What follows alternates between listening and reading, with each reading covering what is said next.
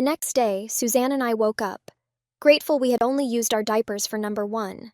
I turned to Suzanne, hoping it had all been a dream. "Damn, I thought it was a dream," I said, trying to convince myself. Suzanne replied, "If I have to punch you in the arm again, I'm not going to be very happy." I sighed. "I guess I have to go to the garage to see if I can fix the car. Damn, I'm wet again. When there are no toilets around, you don't even notice the most unconscious things. I barely even felt like I had to go. We need to get out of here." Suzanne looked at me and said sarcastically, "Fine, get in the room. I'll change you," clearly annoyed by the whole situation. We went into the room, and she helped me change out of my wet diaper. Afterward, she said, "I'm not going to keep on doing this. We need to come up with a solution to this problem. See if the car is fixed now." I nodded. "You couldn't wait," I muttered as I walked out the door, heading to the garage, still wearing a diaper. It felt strange, like I had a slight waddle as I walked. As I walked to the garage, I noticed things I hadn't before. There were public changing stations, like public restrooms, but for changing diapers. Curious, I went in to see what the fuss was about. Inside was a woman, about 50, who asked, "Do you need some assistance?" "No, I was just checking it out," I said before leaving. Well, this town is like nothing I've ever seen before, I thought to myself. Then I noticed something else. I didn't see any regular cars. There were only small, one-person vehicles, like the toy cars you charge with batteries. This wasn't good news if I needed to get my car fixed. As I continued to look around, I saw no apartment buildings, just houses that looked like giant playhouses. Another thing I noticed was the long speakers everywhere in town. After a bit of walking, I eventually got to the garage. I walked in and talked to the mechanic, asking if my car was fixed. "No," the mechanic replied. "I just ordered the part you need. It will be here in a week." There was no way in heck I was going to stay here that long. I was about to yell when I heard a loud siren. Everyone in the town began to walk in one direction. Even the mechanic left his desk and started walking with the crowd. Not knowing what else to do, I decided to follow and see where they were going. They walked to a giant building that looked more like a hall, very square with two other squares attached. Everyone in the town was walking inside. I noticed a woman about 50 to 60 years old in the center of a large room, which looked like a town hall meeting room, but instead of chairs, it had beanbag chairs and floppy chairs that looked like stuffed animals. Trying to blend in, I walked to the front and sat in one of the animal chairs. The woman began to speak.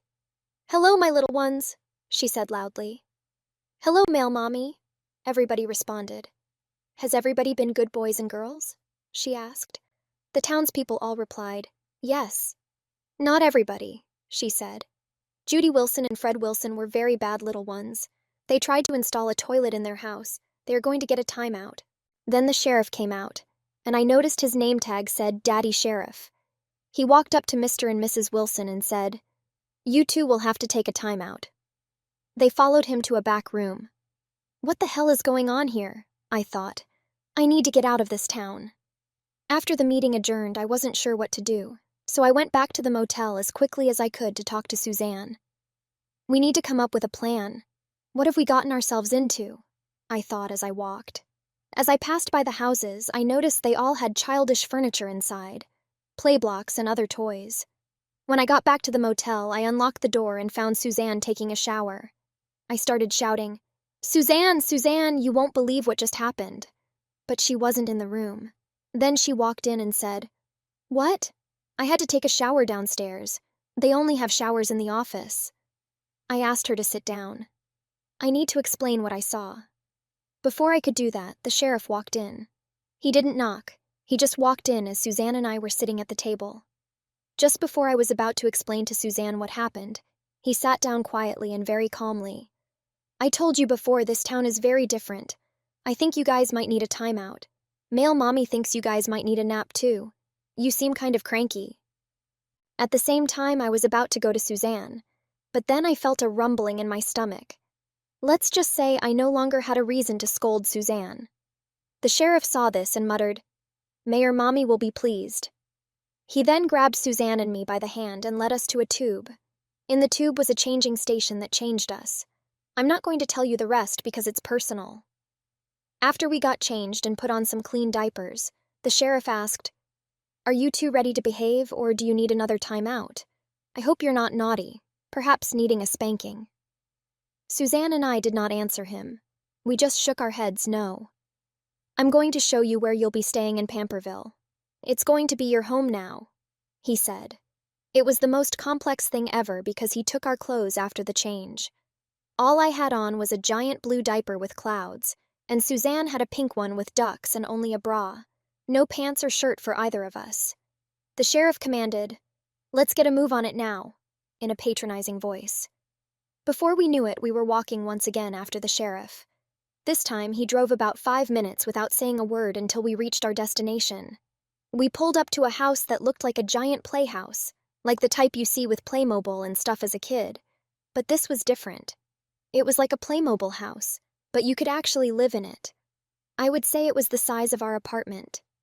The sheriff instructed us to get out. We walked up to the house, and the sheriff handed us the keys and opened the door. "Home sweet home," he said sarcastically as we walked in. Then the sheriff looked at us and continued, "I'm going to keep in touch, okay? Do you understand?" Then he finally left. We were far away from our motel room with all our stuff, just standing in this giant, weird house. We looked around the house for a bit. In the living room, everything was soft, with 2 beanbag chairs instead of a couch. Then we went to the kitchen. There was no stove, no microwave, nothing like that. Just a table and a little chute where I believe the food came from. There was also the changing room, which had an automatic device that would change us if we unfortunately had to use these awful diapers. So there we were, me and Suzanne, standing there with nothing but diapers in a town we didn't know. We had to make a plan to get out. Surely our families would look for us, or the college would notice we hadn't arrived yet. So we were just going to have to be patient. Then I heard an alarm ring. A light went on in the house saying, "Bedtime, bedtime." A new room opened up with 2 mats on the floor, just like in the blue timeout room, but even bigger, and the pillows were built into the mats, kind of like a sleeping bag attached to the floor. Suzanne and I had no idea what to do, so we went and slept on the mats for the night. We didn't even speak to each other. We had no idea what was going on. I said, "Let's just do it. Let's just comply for now. We don't want the sheriff to come back. We need to just get out." Then Suzanne and I were about to go to bed when we noticed 2 giant footy pajamas on hangers on the wall of the room, one blue and one pink. We didn't know what else to do, so I put on the blue one and Suzanne put on the pink one. Finally, after we put on the one-piece suits, we went to bed, fearful of what would happen if we didn't. We slept fine. I had never slept so well in my whole life. For some reason, I was sleeping fine. What were they putting in the air? The next morning, I heard a bell ringing and I could hear the mayor's voice over a loudspeaker. "Time for breakfast, little ones. Please go to the eating room to eat." That must be the kitchen, the room with the little chute where the food came out. Suzanne and I, for some reason, didn't even hesitate. We did exactly as we were told. I think we didn't even have control over our own bodies. We went to the room and there were 2 bowls of oatmeal. We ate the oatmeal. Then the voice instructed, "Good, you finished up your breakfast. Now it's time to play." Suzanne and I then walked out the door. We knew where we were going, but we didn't know how. It was almost like we were robots being controlled by an external force. We went to this big, giant building that said playroom on it, but it was more of a building than a room because it was outside. We went in the building, and it was filled with the town's residents, some playing with Hot Wheels cars, some playing with blocks, some playing with dollhouses, and some doing hopscotch. There was even a playground inside this building. Suzanne and I went up to the playground, unsure what to do. A man about 50 came over and said, "My name is Jack West. Pleasure to meet you." The man was 50 but dressed like a child. He had overalls on and a striped blue shirt. The overalls only went up to his knees and you could see the rest of his legs. He was barefoot. He said, "Me and the missus, our car broke down sometime in the 80s, and we've been living here ever since."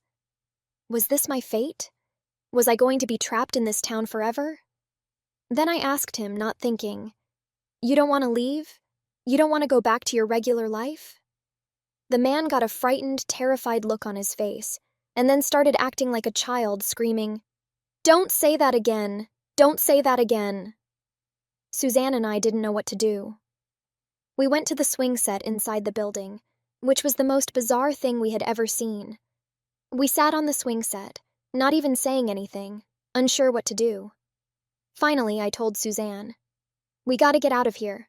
Let's just make a run for it. We'll just get out of town as fast as we can. We don't need to get the car. We'll eventually meet somebody in civilization. That's our only chance." So we did as I suggested. We got up and ran as fast as we could.